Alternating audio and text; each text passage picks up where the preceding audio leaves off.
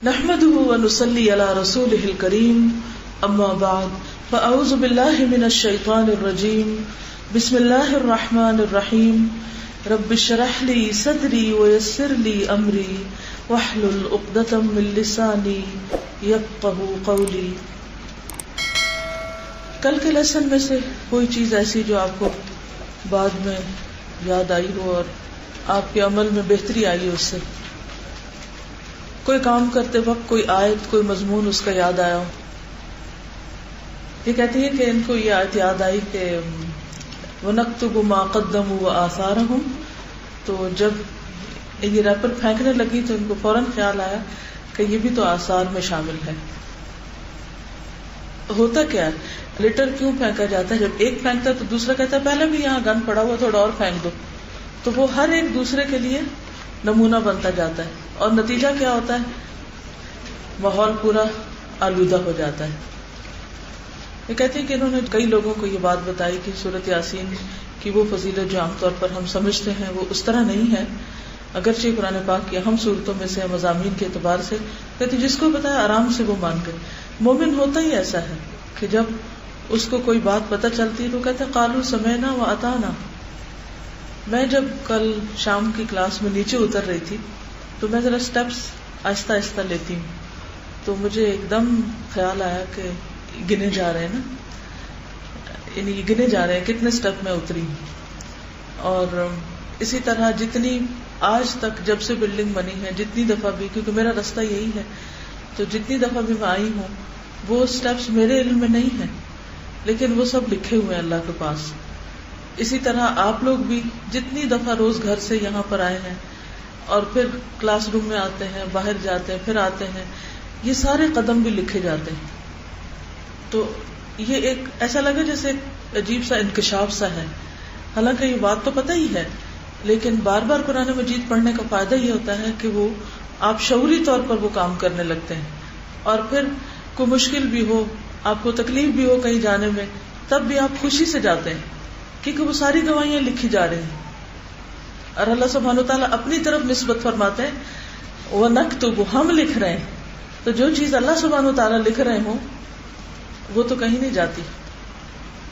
یہ بھی تو کہا جا سکتا تھا نا کہ ہم تمہاری ساری موومنٹس لکھ رہے ہیں. موومنٹ بھی لکھی جاتی ہے، انسان جو کچھ کرتا ہے، لیکن سارے کاموں میں سے خاص طور پر سٹیپس، قدم، نشان، ان کی بات ہوئی. فی اعناقہم اغلالا، تھوڑی دیر کے لیے بھی اگر کہیں ہمیں احساس ہو کہ ہم بند ہیں یا ہمیں گھٹن ہو رہی ہے یا کوئی بھی ایسی چیز، تو سوچ کے بھی سانس لینا دوبھر ہوتا ہے. اصل مشکل یہ ہے کہ ہم یہ سمجھتے ہیں کہ دوزخ کی آگ اور اس کی سزائیں یہ بس ان لوگوں کے لیے جو اللہ کو نہیں مانتے. لیکن بہت سی احادیث سے یہ پتہ چلتا ہے کہ اگر انسان ان کاموں کا ارتکاب کرتا ہے جن سے اللہ نے روکا ہے تو سزا پانے والا کوئی بھی ہو سکتا ہے. چلیے شروع کرتے ہیں. انا نحن نحیی الموتى ونکتب، کتنی دفعہ ہم کا صیغہ استعمال ہوا ہے؟ انا نحن نحیی اور پھر نکتب، 4 بار. اس سارے عمل کی نسبت اللہ سبحانہ وتعالی نے اپنی طرف کی ہے. انا، بے شک ہم، یقیناً ہم، نحن، ہم. اس تکرار سے کیا پتہ چلتا ہے؟ تاکید. نحیی، ہم زندہ کریں گے. کس کو؟ الموتا، مردوں کو. جو لوگ بھی مر جائیں گے پھر وہ دوبارہ اٹھائے جائیں گے، ہم ان کو زندہ کریں گے. موتا کا ایک اور معنی بھی کیا گیا ہے اور وہ ہے مردہ دل، ایمان نہ لانے والوں کے دل، کفار کے دل. تو اللہ سبحانہ وتعالیٰ کی طاقت کا بیان ہے، قدرت کا بیان ہے کہ ہم ان کو بھی ہدایت دینے پر قادر ہیں، ان کو بھی ایمان کی زندگی دے سکتے ہیں. تو اگر یہ معنی کیا جائے تو اشارہ ہے پھر اہل عرب کی طرف کہ ان میں سے جو لوگ آج نہیں مان رہے ایک وقت آئے گا کہ یہ مان جائیں گے. آج یہ سو رہے ہیں, آج یہ غفلت میں پڑے ہوئے ہیں, لیکن ایک وقت آئے گا کہ ان کی غفلت دور ہو جائے گی اور یہ جاگ اٹھیں گے. اور ایسا ہوا اللہ کی توفیق سے, کیونکہ نبی صلی اللہ علیہ وسلم کو بھیجا اس لیے گیا تھا کہ جو لوگ سو رہے ہیں, غفلت میں ہیں, آپ ان کو جگائیں, آپ ان کو خبردار کریں. اور جب آپ نے ان کو جگایا تو ان میں سے اکثریت پھر جاگ اٹھی, وہ اکثریت جو پہلے سوئی ہوئی تھی. یہ قرآن پاک کا ایک معجزہ ہے, یہ سوئے ہوئے دلوں کو جگا دیتا ہے. وَنَكْتُبُ, اور ہم لکھ رہے ہیں, ما قدموا, جو انہوں نے آگے بھیجا, یعنی ایمان لانے کے بعد جو بھی انہوں نے کام کیے اپنی زندگی میں, ہم نے ان کو بھی لکھ لیا. وَآثَارَهُمْ, اور جو اپنے پیچھے انہوں نے آثار چھوڑے, جو ان کی تاریخ بنی, اور جو بعد کی نسلوں میں ان کے اثرات باقی رہے. وہ لوگ جو پہلے کفر پر تھے, پھر انہوں نے ایمان قبول کیا اور ایک تاریخ مرتب کی. آج آپ دیکھیں کہ ہم جو بھی کوئی کام کرنے لگتے ہیں تو ان کاموں میں کس کو اپنے لیے مثال بناتے ہیں, کن کے آثار پر چلتے ہیں؟ صحابہ کرام. وہ لوگ جو پہلے منکر تھے, ایمان لا کر ان کو کیا شرف ملا, کیا سعادت ملی؟ صحابی بننے کی, آپ کے ساتھی بننے کی. اور یہ بہت بڑا اعزاز تھا. تو انا نحن نحیی الموتى ونکتب ما قدموا وآثارهم وکل شیء, اور ہر چیز جو بھی انہوں نے کام کیے, جو بھی اثرات چھوڑے, اور بعد کی نسلیں جو بھی ان کے طریقہ کار پہ چلی. کیونکہ ہمارے لیے ہدایت کا معیار کیا رکھ دیا گیا, صراط الذین انعمت علیہم, اہدنا الصراط المستقیم.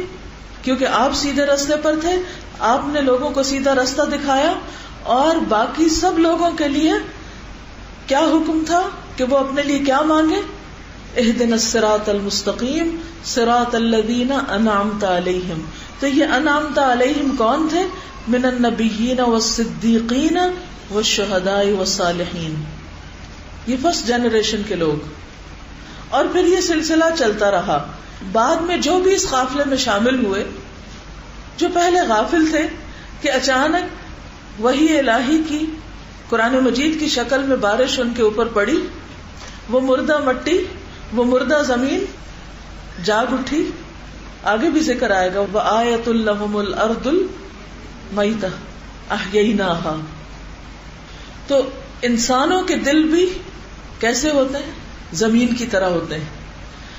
بعض زمینوں پہ جب بارش پڑتی ہے تو کیا ہوتا ہے, مٹی ابھر آتی ہے, جاگ اٹھتی, اس میں سے خوشبو آنے لگتی. پھر اس کو بس اشارے کی ضرورت ہوتی. اس میں جب بیج پڑتے ہیں تو فوراً وہ بیج اگاتے ہیں اور ہر طرف ہریالی ہو جاتی. صحابہ کرام کی مثال بھی ایسے ہی ہے کہ جب عرصہ دراز تک انہیں کوئی ہدایت کا پیغام نہیں پہنچا تو کچھ بنیادی اخلاقی خوبیاں تو ان کے اندر تھیں, اور وہ ایسے ہی تھیں جیسے زمین کے جوہر, مردہ زمین, بارش نہ ہونے کی وجہ سے وہ سارے خزانے اس کے اندر دفن ہوتے ہیں, لیکن جو ہی پانی پڑتا ہے, بیج پڑتا ہے, وہ سارے خزانے باہر آنے لگتے ہیں. اور پھر وہ دوسرے لوگوں کے لیے, بعد میں آنے والے لوگوں کے لیے مثال بن جاتے ہیں. اور ان کی مثال کا اتباع کرنے کے لیے ہم سب کو کہا گیا ہے, اور ہمیں یہ کرائیٹیریا دے دیا گیا ہے کہ فَإِنْ آمَنُوا بِمِثْلِ مَا آمَنْتُمْ بِهِ فَقَدْ اهْتَدَوْا. پھر اگر وہ ایمان لائیں جیسا تم ایمان لائے تو ہدایت پائیں گے. تو ان کے آثار پر ہم چلے. اور آج تک جو بھی کوئی شخص حضرت ابو بکر صدیق رضی اللہ تعالیٰ عنہ, یا حضرت عمر رضی اللہ تعالیٰ عنہ, یا حضرت عثمان رضی اللہ تعالیٰ عنہ, یا حضرت علی رضی اللہ تعالیٰ عنہ, یا ان کے علاوہ باقی صحابہ کرام اور صحابیات کے طرز عمل سے متاثر ہوتا ہے اور اس سے موٹیویٹ ہو کر کوئی بھی کام کرتا ہے تو اس کا اجر و ثواب کس کو ملتا ہے؟ وہ سب کون لکھ رہا ہے؟ اللہ سبحانہ و تعالیٰ لکھ رہے ہیں. ان کے آثار اللہ نے محفوظ کر لیے.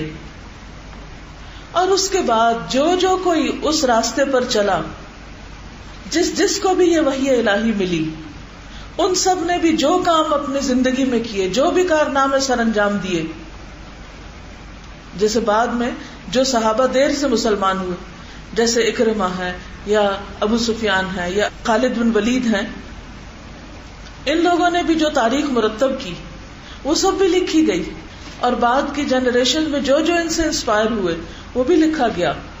اور پھر آپ دیکھیے کہ ہر دور کے لوگ، کیونکہ شروع میں کیا کہا گیا، یاسین والقرآن الحکیم انک لمن المرسلین، قرآن حکیم کی قسم آپ رسولوں میں سے ہیں. رسول کیوں بھیجے جاتے ہیں؟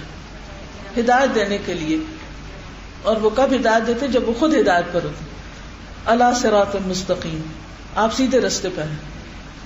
اور تنزیل العزیز الرحیم، یہ قرآن مجید جو آپ کو دیا گیا ہے یہ کوئی معمولی کتاب نہیں ہے، یہ زبردست رحم فرمانے والی ہستی کی طرف سے آیا ہے.